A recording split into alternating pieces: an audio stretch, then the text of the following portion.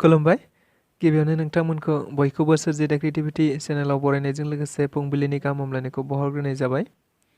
दिनैनि माखासे निउस आपडेटफोरखौ नोंथांमोननि सिगाङाव फोरमायथिना होनो आवगायनाय जालायबाय। नोंथांमोनहा भिडिअखौ नायनानै मोजां मोनोब्ला लाइक खालामगोन होनना आसा खालामबाय। लोगोसे इउटिउब चेनेलखौ दाबो साबस्क्राइब खालामाखैबा साबस्क्राइब खालामनानै लानो थाखाय गुरै खावलायनाय जाबाय। थ' बिदिब्ला जोङो भिडिअखौ जागायनोसै। गिबियावनो दङ चक्रधर बसुमतारीखौ UPPL दोलोनिफ्राय एक्सपेल खालामनाय जाबाय।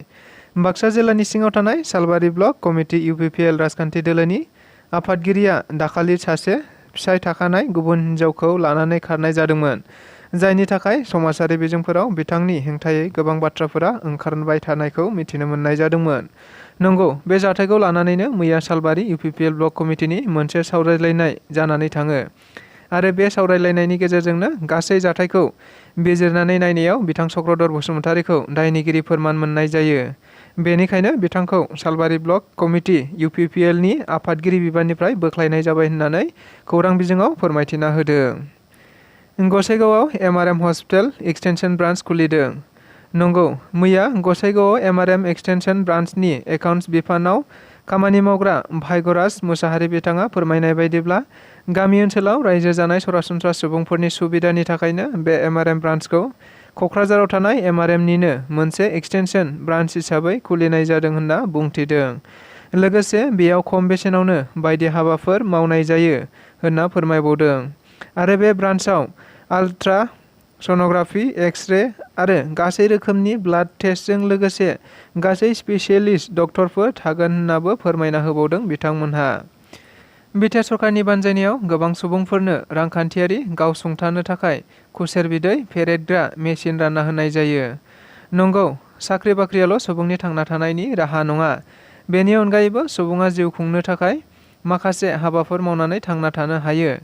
मिथिनाय बायदिब्ला आथिखालाव प्रमद बर' दैदेननाय बिटिआर सरकारा बे थांखिखौ नोजोर बोनानैनो रांखान्थियारि गावसुंथानो हानायनि बायदि जौगाथायारि हाबा मावनाय बायदिनो दाखालिबो धनसिरि बियाबनि सिङाव थानाय गासै सा-18 सुबुंफोरनो रांखान्थियारि बिथिङाव गावसुंथानो थाखाय खुसेर बिदै फेहेरग्रा मेसिनफोर राननानै होनाय जायो होनना मिथिनो मोननाय जादों, जायखौ लानानै रायजो राजाफोरा बिटिआर सरकारनिसिम साबायखर बावहरनाय जायो होननानैबो खौराङाव मिथिनो मोनबावनाय जादों।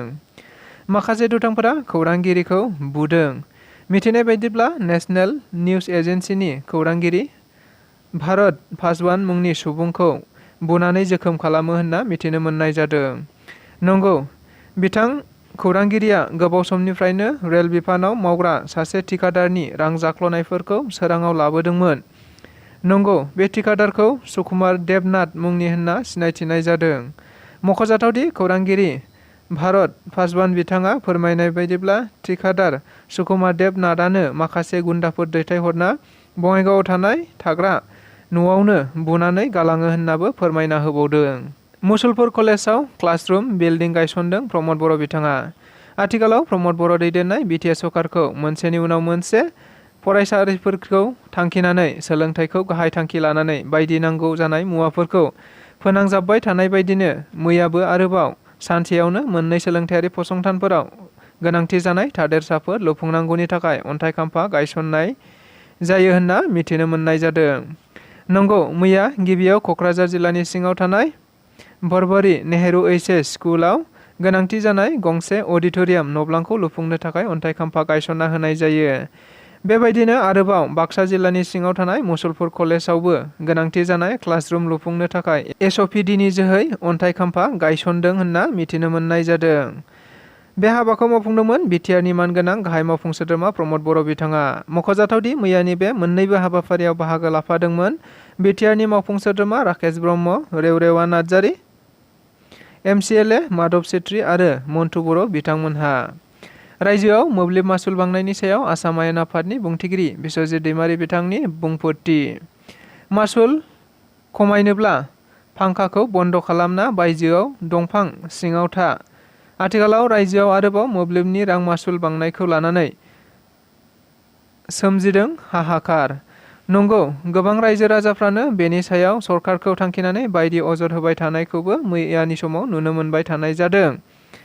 थिग बेबायदिनो मैया उदालगुरिनि डिमाकुसियाव गोरिब थाखोनि सुबुंफोरनो आयुष्मान कार्ड रानना होनाय हाबाफारियाव बाहागो लानानै आसाम आयेन आफादनि बुंथिगिरि बिथां बिस्वजित दैमारिया मोनसे गोख्रों फिननाय होयोदि जुदि मासुलखौ खमायनोब्ला फांखा सालायनायखौ बन्द खालामना दंफां सिङाव था। मोब्लिबाथ' सरकारनि नङा, सरकारा कम्पानिनिफ्रायसो बायो, ओंखायनो मासुलखौबो रायजो राजानिफ्रायनो दिखांखानांगोन होनना बुंथिना होबावो खौरांगिरिफोरनि सिगाङाव।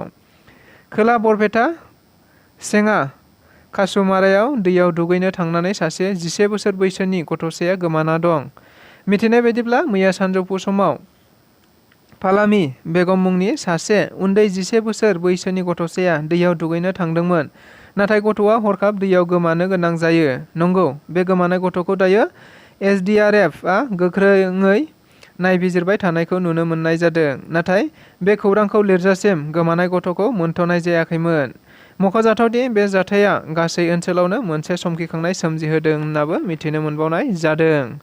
बर' थुनलाइ आफादनि मावफुं मेल बोहैथि दानावनो गोबां बायदि हाबाफारि लानानै सोमावसारनो थांखि लादों बर' थुनलाइ आफादा।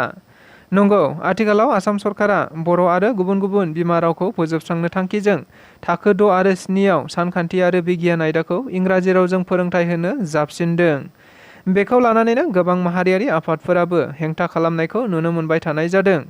बेबायदिनो बर' थुनलाइ आफादाबो हेंथा खालामना बायदि हाबाफारिफोरबो लानाय जाबाय आरो आसाम सरकारजोंबो गोबांबार सावरायनायबो जाबाय। नाथाय सरकारा बे थांखिखौ दाबो बोखांनानै लायैलाय बर' थुनलाइ आफादाबो सिरियै जिरायना थायाखै। मख'जाथावदि बेखौ नोजोर बोनानैनो मैया गुवाहाटीनि गरसकआव थानाय बाथौफुरियाव मोनसे मावफुं मेल लानाय जायो, जेराव लोगो माहारियारि आफादफोराबो बाहागो लाफानायखौ नुनो मोननाय जादों। लोगोसे मैयानि बे मावफुं मेलनि गेजेरजोंनो गोथौयै सावरायज्लायना बोहैथि जुन दाननि 9 अक्ट'आव आसाम नाङैनो गासै फरायसालिफोराव खुगायाव गोसोम जि खानानै सोमावसारगोन आरो 15 जुनाव गासै आसाम नाङैनो 2 घन्टा धर्ना हाबाफारि लानानै सोमावसारनाय जागोन होननाबो थांखि दिखांना लानाय जादों। बे बाथ्राखौ मैया बर' थुनलाइ आफादनि गाहाय नेहाथारि बिथाङा मोनसे खौरांगिरि मेलनि गेजेरजों मिथिहोनाय जायो। गलाघाटआव मैदेरनि हाथाइजों सासे सुबुं हमजादों। बेङेनाखावा हामदै ओनसोलनिफ्राय हमनो मोननाय जायो बे मैदेर हाथाइ सिखारि रन्टु बरा मुंनि सुबुंखौ। थांनाय समफोराव बेबायदिनो मैदेरनि हाथाइनि फालांगिरिफोरखौ गोबां हमबोबाय थानाय बायदिनो मैया आरोबाव बे गोजाम मैदेरनि हाथाइखौ गलाघाट पुलिसनि मोनसे हानजाया सिग्रोमनायाव हमनो हानाय जायो। मिथिनाय बायदिब्ला बे हमजानाय मैदेरनि हाथाइखौ फ्राय 448 ग्रामसो जागोन होनना मिथिनाय जादों। लोगोसे दायो हमजानाय रन्टु बरा मुंनि सुबुंखौ गलाघाट पुलिसआ गावसोरनि जिम्मायाव लानानै सोंनाय फिननाय हाबाफारिया सोलिगासिनो दं होननानैबो मिथिनो मोननाय जादों। चिराङाव UPPL दोलोनि खौरांगिरि मेल बावैसो समनि गेजेरावनो कंग्रेसनि गोबां दैदेनगिरिफोरानो UPPL दोलोआव हाबफैसिगोन। नंगौ, बे बाथ्राखौ बुंदों मैया बारग' कंग्रेसनि चिरां जिल्लानि गाहाय नेहाथारि आरो आथिखाल UPPL दोलोनि सोद्रोमा अमिय नार्जारि बिथाङा। नंगौ, बिथाङा मैया बेंटल गुदि UPPLनि मावख'आव मोनसे खौरांगिरि मेलनि गेजेरजों बुंदों बे बाथ्राखौ। लोगोसे बिथाङा बुंबावदों दि कंग्रेसआ दाखालि जयनिं हाबाफारि दिन्थिनाया गासैबो गावसोरनि मानसिफोरजोबखा। कंग्रेसनि जौगानाया UPPLआव जेबो खहा जाया, BPFआसो खहा जागोन। मानोना कंग्रेसआ BPFनि जानानैसो खामानि मावो। कंग्रेसनि बायनाय नावखौ गर्जन मुसाहारिया हारसिं बानायनो हाया। दा बावैनो कंग्रेसनि गोबां सोद्रोमाफोरानो UPPL दोलोआव हाबफैबावसिगोन होननाबो बुंथिना होबावो मानगोनां बिथाङा। बेजों लोगोसे दिनैनि रादाबा बेखिनियानो। गोजोन्थों।